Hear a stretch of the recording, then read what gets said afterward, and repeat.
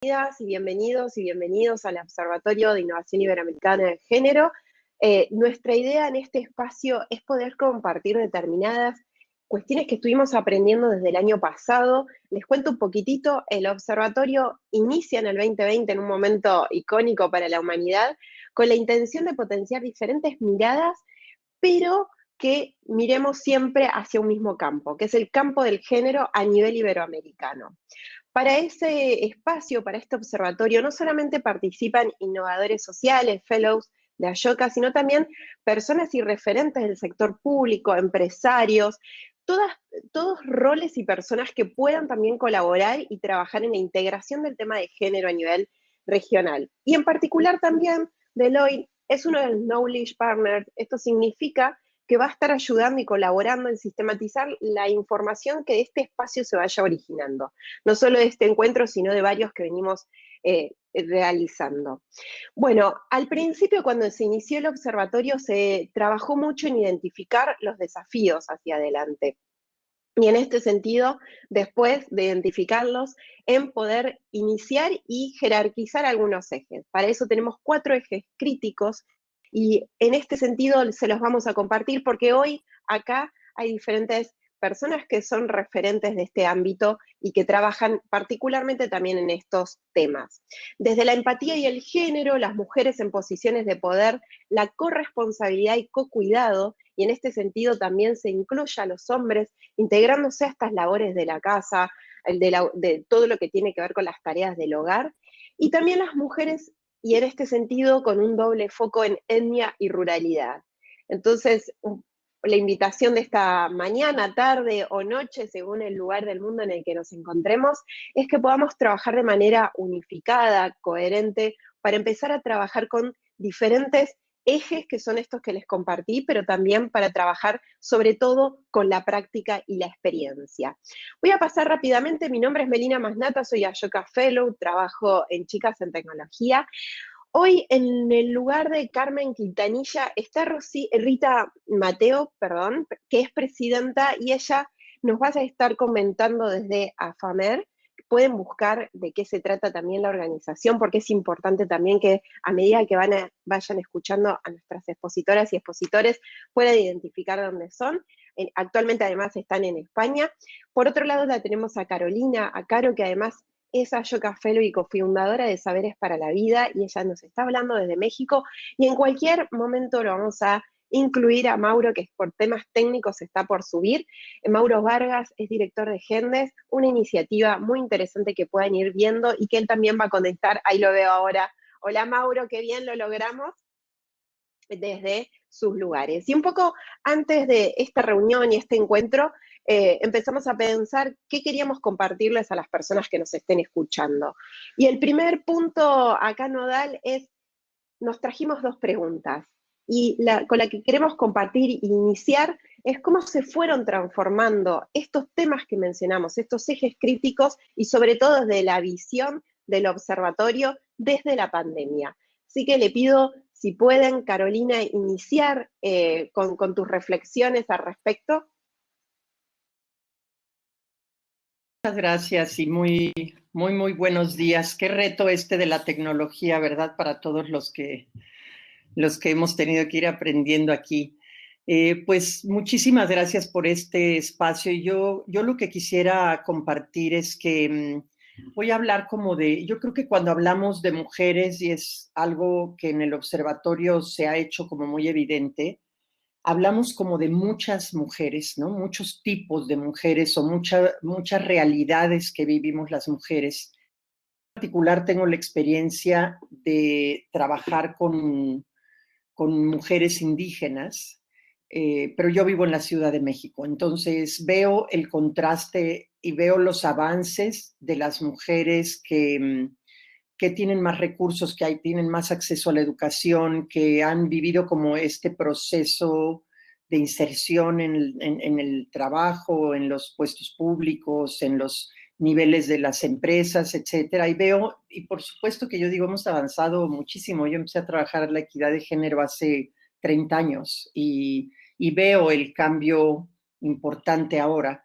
Sin embargo, veo como también estos otros niveles o estas otras realidades de la sociedad en donde, Dios mío, sobre todo ahora con la pandemia, eh, que se genera el aislamiento, pues tenemos mujeres indígenas, mujeres en zonas más aisladas. Es como grados, yo diría, que se va dando en los estados donde pues hay menos acceso a muchas cosas, pues no, todavía hay un tremendo rezago y todavía estos usos y costumbres y prácticas de mujeres que pues todavía las casan a los 9 años, que todavía las ven como un objeto, que todavía viven situaciones de violencia muy fuertes. Entonces, hay una parte que habría que ver de qué realidades hablamos. Y aún en todas, yo diría que la pandemia, la parte que a mí me ha tocado ver es que, eh, o sea, este tema de que las mujeres hemos salido a lo público, pero los hombres no han entrado a lo privado lo suficiente, pues en la pandemia se hizo más que evidente, ¿no? Porque al final sí hay casos en donde yo siento que la pandemia ayudó a que el hombre se diera cuenta, digamos, porque está más en el hogar y está más teniendo que atender, hacerse cargo de los cuidados, pues sí ha tenido en algunos casos, que no digo, ojalá fueran los más, pero no es así, el hombre sí ha entrado más a ver como este tema de los cuidados, ¿no? De los cuidados de los hijos, de los padres, de la casa, de las mascotas, de todo, ¿no? Sin embargo, yo creo que de verdad la carga para la mujer, por lo menos en México, el tema, y Mauro podrá hablar ahorita un poco más, pero por lo menos el tema de la violencia se detonó y entonces tenemos pues ahora temas de violencia y feminicidios y una parte creciente pues precisamente de la que muestra como esta tremenda inequidad de cómo realmente falta que el hombre entre a la casa. Y yo digo, cerraría mi participación en esta primera etapa diciendo que yo siempre digo que y por eso el observatorio es tan importante, que el tema de género no es un tema de las mujeres, es un tema de equilibrio en el mundo, es un tema de una visión que balancea y que requiere de todos, porque no es solo que las mujeres desarrollen habilidades y se empoderen y entren fuerte a lograr lo que necesitan, es que necesitamos que los hombres abran su mente también a interactuar de una manera distinta y necesitamos que las empresas cambien las políticas para que hombres y mujeres puedan atender la casa y que el gobierno establezca políticas que van permitiendo la maternidad, el cuidado de los hijos, el cuidado de los padres, que hoy está, bueno, en medio de todo. O sea, se requiere de una participación ¿no? Multivisiones, multisectorial, multiparticipación, necesitamos de todos y eso nos pone un reto tremendo delante y pues el observatorio lo que hace es precisamente ir trayendo todas estas miradas para avanzar, ¿no? Perfecto, muchas gracias Carolina. Y ahí diste pie para que Mauro, que no sé si está ahora, lo podemos ver, pueda compartir su perspectiva. Creo que lo acabamos de perder a Mauro, pero bueno, en todo caso, bienvenida a Rita nuevamente, Rita Mateo, que va a estar compartiéndonos sus conocimientos.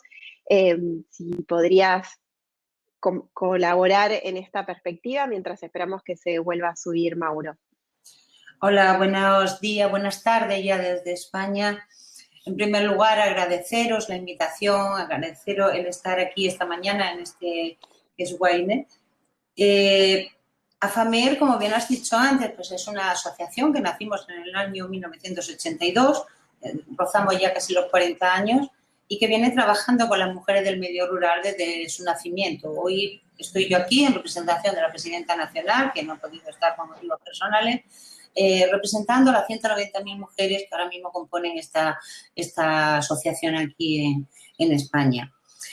Como bien ha explicado Carolina, nos ha desmarcado un poco todos los esquemas de trabajo y todo lo que veníamos realizando hasta ahora, las actividades, el tema de la pandemia y cómo hemos tenido que adaptarnos de urgencia a las nuevas tecnologías, a estas videoconferencias que ahora estamos utilizando, cuando antes todo se realizaba de forma presencial, tocándonos entre nosotras, y no solo que nosotros nos hemos tenido que adaptar de una forma un poco atropellada, sino que también las mujeres que viven en el medio rural se han sentido un poco desamparadas, por lo que pusimos en marcha una campaña sobre, pues según se iban desarrollando los acontecimientos, cuando vinieron aquí en España, se produjo el toque de queda, las restricciones y todo eso, pues ideamos un programa de acompañamiento telefónico con esas mujeres que estaban solas en sus pueblos y que no tenían acceso.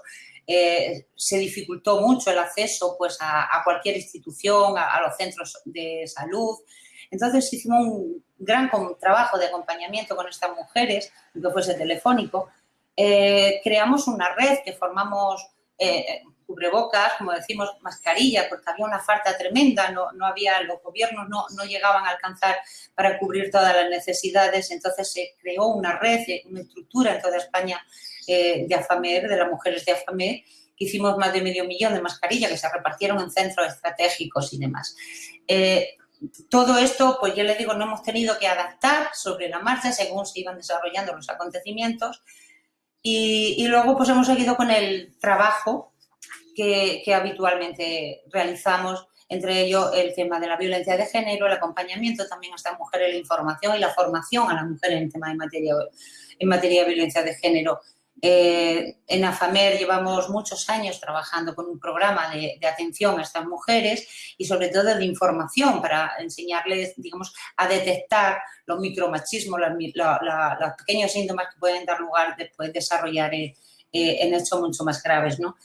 Y creemos que el observatorio creado es una herramienta eficiente y eficaz para poder ejercer todas estas acciones que venimos haciendo de diferentes instituciones, de diferentes organizaciones a nivel mundial, coordinarlas todas, porque al final todos tenemos un objetivo común y es la igualdad real mundial, ¿no? Entonces, creo que esta es una herramienta ideal. Yo os voy a dejar unas ideas, ¿no?, que podíamos aplicar, ¿no?, para cómo vamos a hacer ahora, a partir de ahora, cómo venimos haciendo y cómo podemos adaptarlo, ¿no? Y tenemos... Rita, perdón que te interrumpa, pero creo que por ahí las ideas para poder plantearlas las podemos compartir en la siguiente ronda. Perfecto.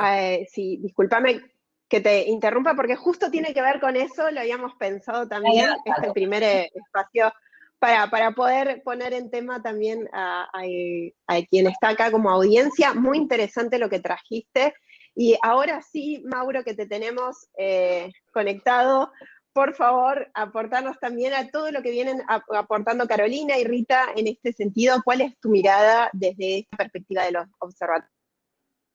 Buen día y mil disculpas por las cuestiones técnicas. Estamos batallando por acá en otra ciudad, pero saludos desde México a todas y un abrazo pues muy grande. Pues bueno, fundamentalmente comentar que antes de la pandemia identificamos como equipo de trabajo en GENDES, Género y Desarrollo, una asociación que está impulsando la igualdad sustantiva, priorizando el trabajo con hombres, pero siempre buscando el adelanto de las mujeres desde nuestro quehacer.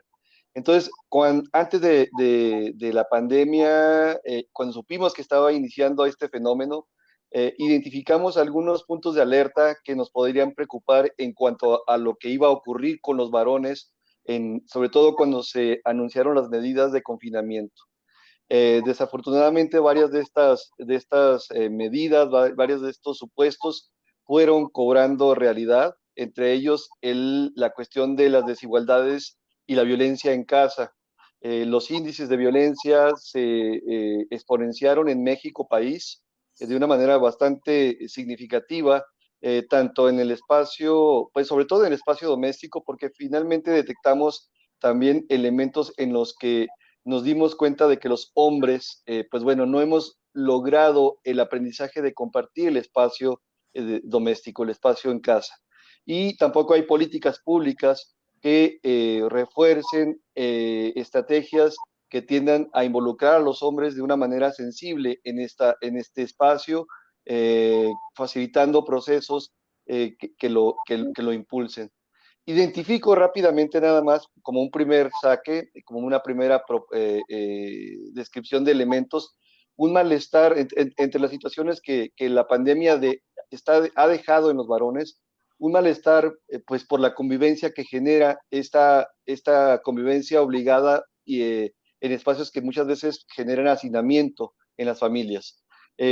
Paternidades difusas, decimos, porque aunque sé que soy papá y que me toca participar de muchas maneras en estas labores, en estas responsabilidades, el cuidado muchas veces lo convierto en control, no tanto en lógicas afectivas o integrales que impliquen pues un desarrollo armónico desde esa parte. El teletrabajo, la parte que implica el trabajo en casa, cuando esto ha sido posible, pero sin atenderme del trabajo en casa, vaya. Traigo mi trabajo profesional al espacio privado, pero no me comprometo con las otras dinámicas del cuidado, de limpieza, etcétera, orden que requiere involucrarse de una manera consistente en la casa. Hay mucha depresión por la cuestión del aislamiento también en muchos hombres que encubren de enojo y a veces detrás de esto con muchas violencias. Pasa lo mismo con otras emociones como el miedo, en donde el miedo al virus o al quedarme sin empleo de repente también genera dinámicas opresivas para las demás personas de la familia. Miedo porque no quiero que salgas, nuevamente, mecanismos de control o un miedo en el que encierro a todos porque también no quiero que nos contagiemos. O lo contrario, un alarde de desafío, a mí no me va a pasar nada porque soy Superman y desde ahí puedo hacer lo que se me venga en gana. Y finalmente, esta frustración, angustia, malestar que genera toda la cuestión económica, toda la incertidumbre económica en el sentido de hombres que han perdido su empleo, disminución del recurso o esta dificultad de poder cumplir con el rol del proveedor, que en muchos casos pues significa una parte fundamental del ser hombre hoy día. Entonces, ahí están los problemas, entre otros, que ahorita solamente intento sintetizar en una primera cuestión, en una primera intervención, pero bueno, entonces tenemos grandes desafíos por avanzar. Bueno, muchas gracias a los tres. Es clave, además, tener una perspectiva más amplia y las redefiniciones también de los temas en los que ustedes están trabajando y que además se enmarcan dentro de lo que es el observatorio. Y con esto, la siguiente pregunta es más desafiante y ahí ahora sí tomo lo que mencionaba Rita, que ya se había encarajinado, como decimos, envalentonado en Argentina, que nos encanta también como propios de Ayocas Fellows que somos, que nos encanta también siempre contar, además del lado B, cómo esto se puede transformar. Y voy a iniciar contigo, Rita, si te parece, ¿por qué y hacia dónde debería ir el observatorio? Y en esto mezclar también estos aprendizajes que están validados por la experiencia, que creo que también eso es algo súper importante para este espacio. Pues mira, yo si queréis os cuento un poquito, vamos, si queréis, de eso se trata evidentemente, de la experiencia que ya venimos, lo que ya venimos realizando durante tiempo atrás, ahora evidentemente adaptado pues a las plataformas online, hacerlo de otra manera a la que lo hemos venido haciendo, pero con el mismo contenido, y creo que a su vez como propuesta para este observatorio desde la experiencia que ya tenemos en ello. Entonces, en el primer eje de referente a la educación y la empatía, nuestras propuestas son, bueno, las campañas de concienciación. Creemos que es imprescindible esas campañas de concienciación y enseñar a las mujeres y a los hombres también, como corresponsable, los síntomas, las señales que pueden indicar un futuro maltrato en esa familia, en esa mujer. Entonces, hacemos mucho hincapié en esas campañas de sensibilización y de información a esas mujeres, aparte del trabajo también de asesoramiento y acompañamiento a las víctimas propias de violencia de género. Con este programa no solo ayudamos a las víctimas a salir del círculo de la violencia en el que han entrado, en el que se encuentran, también realizamos, pues lo que te digo, estas campañas. Creo que eso es principal, no podemos dejarlo de mano nunca, ¿no? En el segundo eje, referente a la corresponsabilidad y la coparentalidad, que es una palabra que aquí en España no utilizamos mucho y entonces pues me ha costado un poquito. Aquí proponemos al observatorio pues lo que ya hemos hecho aquí en España a nivel nacional, y es instaurar un día, en este caso sería internacional, para la conciliación y la corresponsabilidad en las tareas. Al menos ese día se va a visualizar, se va a hablar de ello. Aquí en España, a propuesta de la presidenta nacional, cuando ejercía como política, como miembro de las Cortes, llevó esta propuesta, se aprobó, y ya el 23 de marzo de cada año se instauró ese día de forma ya institucionalizada, y ese día pues se hace visible la necesidad de incidir en ese reparto de tareas, en la corresponsabilidad y la conciliación, ¿no? Sería bueno, creo, para todos, y sería positivo que ese día, al igual que se instauró ya en su día, pues el Día de la Mujer o el Día de tal, como un día para hacer hincapié concretamente en los temas de la corresponsabilidad entre las parejas. Respecto al tercer eje del que hablábamos, mujeres, ni ruralidad, pues aquí tendríamos que ponernos un poco en el contexto de que las mujeres rurales suponen 1/3 de la población mundial, una vez situadas, digamos, en la importancia que tiene la mujer rural en todos los ámbitos. Hay que incidir en que las mujeres, tanto rurales como no, somos las cuidadoras del planeta, a pesar de la situación de discriminación que se sufre o que sufrimos en todo el mundo, en algunos sitios más que en otros, pero con las barreras especiales a las que nos enfrentamos. Desde la pandemia del COVID, evidentemente, es menos probable el ascenso a servicios de salud de calidad, se han entorpecido un poco todo, las restricciones nos impiden movernos de unos pueblos a otros, y todo eso se ha hecho mucho más patente. Todas esas dificultades de acceso de las mujeres que viven en el medio rural se han hecho mucho más patente ahora durante la pandemia. Entonces, desde AFAME creemos que el observatorio tiene que servir como un altavoz que inste también a los gobiernos y a los diferentes países sudamericanos a concebir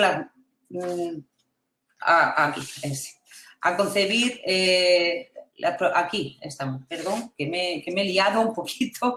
La propuesta basada en esta experiencia que os estoy contando, pues es impulsar las acciones formativas para mujeres en el medio rural e indígena. Se pueden proponer programas similares al Erasmus europeo, que ya estamos haciendo, pero a nivel mundial. Incidir también en la necesidad de las nuevas tecnologías. No hemos visto si esto nos ha llevado a ver una realidad, y es que en el medio rural todavía es difícil el acceso a las nuevas tecnologías y sobre todo a la formación en las nuevas tecnologías. Entonces hay que incidir muchísimo en eso, y en AFAMED hemos contribuido a que hoy más del 54% del empleo femenino en España esté creado por mujeres. Entonces la formación es principal a través de esas nuevas tecnologías a las que estamos hablando. Y luego las mujeres en el espacio de poder. Como mencionaba anteriormente, las mujeres se están llevando la peor parte, bueno, creo que todos hemos estado de acuerdo en eso, creo que nos estamos llevando la peor parte en esta pandemia, ¿no? Desde cuando hablamos de violencia de género, estas mujeres que han tenido que estar confinadas en sus casas con su maltratador, lo que ha hecho que el número de atenciones a los teléfonos específicos de atención a víctimas y el número de denuncias haya crecido exponencialmente en este tiempo. Entonces, aquí sí que tenemos que instar a los poderes para que las mujeres, ya se ha demostrado en algunos países dirigidos por mujeres que se anticiparon a todas las medidas que luego se tomaron a nivel mundial en este virus, cuando en muchos países aún minimizábamos el problema, no vimos la magnitud que esto iba a tomar. Ya países como Irlanda, por ejemplo, u otros tantos, dirigidos por esas mujeres, tomaron conciencia mucho antes de lo que se nos venía encima, tomaron las medidas oportunas, y eso ha hecho que la incidencia en ellos pues, sea muy diferente a la que hemos tenido en otros países, ¿no? Entonces sí que aquí el observatorio tiene que servir como un altavoz para que se inste a los gobiernos en los diferentes países iberoamericanos a concebir las medidas jurídicas y políticas destinadas específicamente a mejorar la situación de las mujeres y en especial en las zonas rurales y promover evidentemente la igualdad de oportunidades, que creo que es lo principal en lo que estamos trabajando todos. Tenemos que implicar a las mujeres rurales en el desarrollo y en la aplicación de las políticas y decisiones que afectan directamente a sus territorios. Es decir, hay que concienciar y hay que animar a esas mujeres y sobre todo hay que poner las herramientas. Y para poner las herramientas tenemos que instar a nuestro gobierno a facilitarles ello. Y promover, por supuesto, una mayor participación de las mujeres en la toma de decisiones, no ya solo en el ámbito político, sino en cooperativas agrarias, en grandes empresas, donde los comités que componen las direcciones de esa empresa siempre están formados en una gran mayoría por hombres y donde las mujeres aún no están. El punto de vista de las mujeres, la forma de hacer política, la forma de trabajar de las mujeres, tiene que tener un espacio mucho más amplio del que hasta ahora estamos teniendo. Y para eso hay que instar, y si lo hacemos todos unidos tendremos más éxito, si instamos a los diferentes gobiernos, a las diferentes ciudades, a que eso sea posible y sea una realidad. Muchísimas gracias, Rita. Diste toda una mirada muy, como siempre solemos decir, desde Ashoka y desde este observatorio, sistémica, todas las capas y todas las dinámicas que tienen que comprometerse para resolver este desafío. Y ahora sí, Carolina, si podrías también compartirnos por qué y hacia dónde debería ir el observatorio en pos de todo este aprendizaje y recorrido que han tenido también ustedes y de los que hemos compartido desde el observatorio. Gracias. Yo siempre digo que necesitamos hacer un mundo más femenino. Me parece que este esfuerzo de las mujeres de entrar a un mundo que está estructurado con una lógica de hombres, digamos, no porque tengan la culpa o no, sino por la deriva histórica, hace que el mundo, que entonces el desgaste para jugar en ese mundo que no va con lo que nosotros necesitamos, pues es tremendo. Y para hacer ese mundo más femenino hay que hacer muchas cosas, ¿no? Creo que aún nos hemos sumado bajo estructuras que hoy, gracias a la pandemia, podríamos aprovechar como para ir impulsando, ¿no? Yo pienso mucho en un triángulo, ¿no? Yo siempre digo, tengo mi triangulito así, yo digo que para cambiar algo necesitamos pensar en cuáles son las declaraciones, las creencias, las políticas, las reglas del juego que, digamos, en la punta tienen que cambiar. Y desde ahí necesitamos pensar que somos hombres y mujeres los que tenemos las creencias, porque las mujeres también criamos a los hombres y a las mujeres que reproducen como las mismas creencias. Entonces, es un cambio de todos, ¿no? ¿Cuáles van a ser esas nuevas creencias que queremos empujar? Y ahí el observatorio, me encanta lo que dice Rita, es un altavoz, ¿no?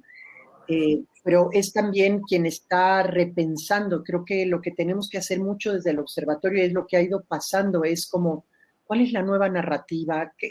¿Cuáles son esas nuevas creencias que queremos instalar en la mente y el corazón de la gente? Porque creo que es también luego un tema emocional, ¿no? Y una vez que vamos construyendo esta narrativa, tenemos que empezar a capacitarnos. Yo hablo de género hace muchos años, pero yo veo lo que yo eduqué en mis hijos, ¿no? Y veo lo que sin querer de repente hago con mis nietas. Y no tengo nietos, ¿no? Por eso hablo en femenino, pero veo ese automático que tenemos que ir cambiando y entonces hay un gran componente de cómo vamos a ir capacitando a la sociedad para ir asumiendo este nuevo rol, que no es fácil, pues, porque uno hace lo que sabe, no lo que no tiene como herramienta. Y ahí hay una labor titánica de las organizaciones civiles, del gobierno, de las empresas, cómo vamos metiendo como estos nuevos maneras de pensar. Y luego hay una tercera pata que es la que engrana, digamos, es como la que da el empuje, que tiene que ver con con las acciones afirmativas, ¿no?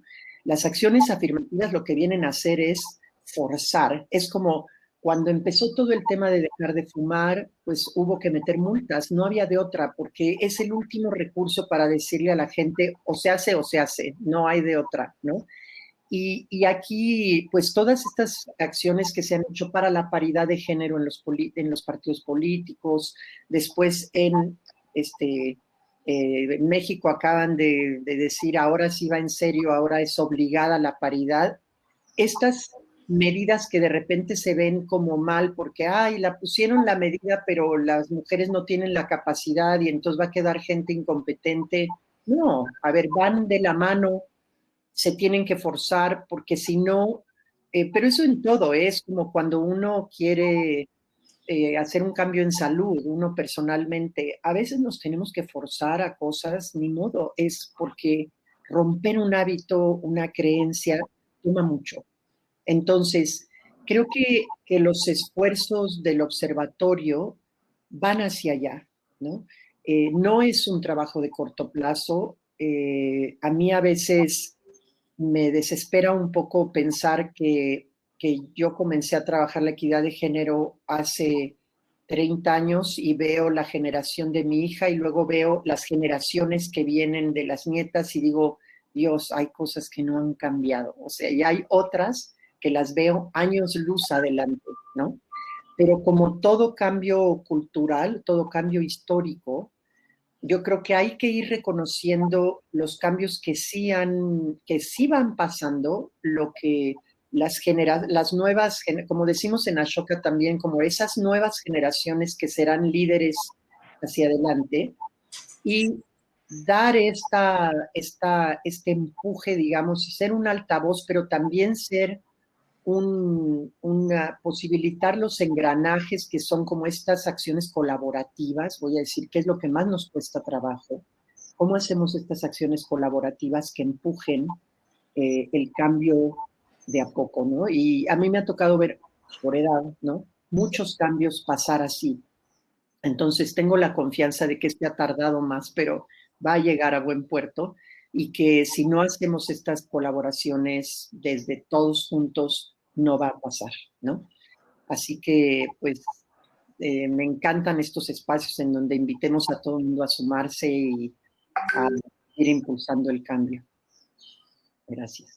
Muchas gracias, Carolina. Muy inspirador también escuchar y conectar también con lo que venía trayendo Rita. Y ahora, para concluir esta etapa de vuelta, Mauro, ¿cómo ves vos el observatorio? ¿Para qué debería existir un observatorio y hacia dónde debería proyectarse en pos de también tu experiencia? Bien, coincido. Bueno, primero, perdón, pero hace rato con los nervios y la tensión, no saludé a mis colegas. La verdad es que son mujeres admirables. Rita, Carolina y tú misma, Melina, escuchándolas, aprendo mucho y la verdad es que es un honor para mí compartir esta mesa. Bueno, la otra parte es que hay un componente o digamos que la configuración práctica del ser hombre en este país y en muchos lugares del mundo sigue siendo el machismo, desafortunadamente. El machismo, ahorita que escuchaba a Carolina, pues sí, coloca por lo menos 3 improntas que vale la pena desechar. El machismo es depredador, parasitario y violento. Depredador porque no le importa el medio ambiente con tal de ganar, lucrar, explotar para tener. Parasitario porque generalmente abreva de los servicios de las mujeres hacia los varones en casi todos los ámbitos. Tu cuerpo, tu tiempo, tus acciones prácticas para la vida cotidiana me ayudan a estar bien e históricamente lo he vivido y lo aprovecho. Si no me doy cuenta de esta lógica, pues no percibo, no empatizo con el desgaste que esto supone. Y la otra parte, el tercer componente es la violencia, el violento, el aspecto violento del machismo, que si no es por las buenas, es por como yo quiera y como se me dé la gana y te sientas y te callas y desde ahí impongo lógicas que terminan afectando tus derechos y muchas veces colocándome en situaciones de riesgo también por estos alardes otra vez que el machismo también nos coloca para demostrar que sí soy muy hombre. Todo esto obviamente lo podríamos ir difuminando para cambiar hacia masculinidades alternativas, masculinidades sensibles, empáticas, solidarias, pues verdaderamente igualitarias, que avancen hacia la configuración también de un mundo, como bien decía Carolina, más femenino o más híbrido, en esta lógica de que estamos para compartirlo y podríamos marcar improntas distintas. ¿Qué implica entonces que un observatorio de género incluya la perspectiva de una mirada, pues desde las masculinidades? Por lo menos desde nuestra lógica, el hecho de que se puede intervenir en grandes sistemas educativos, sistemas de procuración de justicia, sistemas de salud, sistemas de trabajo, de orden laboral, etcétera, en donde las lógicas de colocar estas reflexiones críticas, diagonal propositivas, puedan colocar formas también de actuar distintas en los varones. Necesitamos cambios en los marcos legales, en los marcos normativos, para que muchas veces hombres que sí ya están con una actitud más sensible, con más disposición para compartir, por ejemplo, el trabajo en casa, cuidados, etcétera, tengan autorización en sus espacios para lograr esto. Y se requiere que en el ámbito laboral estas condiciones sean permitidas por normas que, por un lado, faciliten estos procesos y por otro, también por mecanismos como campañas de comunicación que sensibilicen para que no se rían de mí cuando digo que quiero quedarme en casa a cuidar a mi hija o cuando necesito ir al festival del día X porque quiero acompañar también a mi hija, etcétera, ¿no? Esto pues obviamente me lleva al tema de la corresponsabilidad y la coparentalidad, desde en lógicas que también cambien narrativas para transformar el abordaje de cuidados, ¿no?, hacia una posibilidad que incluya la responsabilidad del Estado también. Y en ese sentido, apuntalar un sistema nacional de cuidados que permita que todas las personas podamos avanzar en nuestros proyectos de vida sin afectarnos mutuamente. En la parte que tiene que ver con incluir voces y grupos étnicos de todo tipo en nuestros territorios, pues obviamente la interseccionalidad dentro de la perspectiva de género es un abordaje fundamental para poder lograr que como hombres, muchos hombres ubicados en esos contextos, sean más sensibles también al cambio de usos y costumbres. La vida está generando aceleraciones en muchos aspectos. Las tecnologías están llegando a todos lados. No estamos, casi no hay lugar pues que esté exento de estas posibilidades y lo que se requiere es de actitudes que propicien el acercamiento de estas tecnologías para cambiar, pero también cambio de ideas para transformar costumbres y prácticas en la vida cotidiana. Y finalmente, en la parte que tiene que ver, por lo menos desde lo que colocamos en el observatorio como mujeres en el espacio de poder, pues obviamente esto implica un enfoque muy diferente de asumir liderazgos. Como hombres tenemos que bajarnos del protagonismo histórico que hemos vivido, del cual hemos gozado, para compartir posibilidades de desempeño en la toma de decisiones y de poderes para las mujeres en todos los ámbitos, en el académico, en el político, en el empresarial, etcétera, de tal suerte que el objetivo último sea que las ideas transformadoras que implican que las mujeres avancen hacia lo público en todos los aspectos, más que ideas, sean hechos efectivos, palpables, sin que yo como hombre me sienta amenazado. Creo que el mundo lo podemos compartir de una manera muy significativa y muy valiosa si de verdad quitamos todo este tipo de sistema de creencias que históricamente ha permeado tantos cuerpos y tantas prácticas para ir colocando formas nuevamente empáticas, sensibles, solidarias y que avancen hacia la equidad y eventualmente a la gran aspiración de la igualdad que como pues, pueblos merecemos en términos de procesos civilizatorios. Pues es lo que podría compartir en esta parte. Y muchas gracias.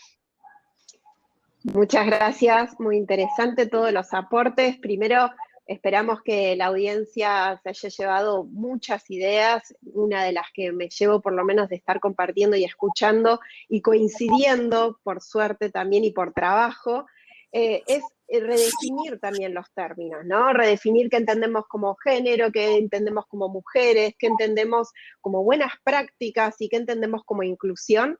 Y también tomo lo que fueron comentando tanto Carolina, Rita como Mauro en cuanto a las redefiniciones hacia el futuro. Estamos en un momento particular también que la pandemia lo puso. Siempre digo esto, las pantallas son espejos aumentados, nos aumentaron todo lo que venía sucediendo, pero también nos está dando la posibilidad de rediseñarlo y reescribir ese código, para decirlo en una metáfora tecnológica, y que para eso también es necesario traer todas estas otras personas que no hemos tenido en cuenta y esas otras identidades de género que también están configurándose en un mundo donde además las juventudes, que es para también lo que trabajamos y hacia esa agenda en la que vamos, también nos lo están reclamando y nos lo están pidiendo. Quiero agradecerles, y así vamos concluyendo, no solamente compartir sus ideas, compartir sus experiencias, sino también su tiempo, pero sobre todas las cosas que desde sus lugares, tanto Rita, Carolina, como Mauro, están trabajando para que el observatorio no sea algo solamente teórico, sino que tenga un anclaje con la realidad. Muchas gracias por el tiempo, por las experiencias, y tomo acá un mensaje que dejó Raquel, donde nos felicita como desde dentro de lo que es el observatorio, para además traer estas diferentes perspectivas. Sin duda ese es un valor, tener a ustedes como representantes también de todas esas diferentes miradas, ya da mucha esperanza sobre cómo ya se está creando este diseño, que ya es parte de una diferencia que no es que se crea desde una mirada única, sino desde una mirada sistémica, inclusiva y diversa. Muchas gracias a los tres y a las tres. Gracias también a Anabela, y recuerden que va a estar grabado, Ariela también, muchas gracias, va a estar grabado este espacio, y Deloitte está también trabajando para que se sistematice toda esta información. Gracias también especiales a Valentina, que no la vemos acá, pero Valentina nos estuvo alentando también y nos estuvo ayudando a coordinar todo este espacio. Gracias Valentina Valech y Anabela Coria. Un beso enorme y seguimos acá en este espacio y en este gran Get Wiser Summit.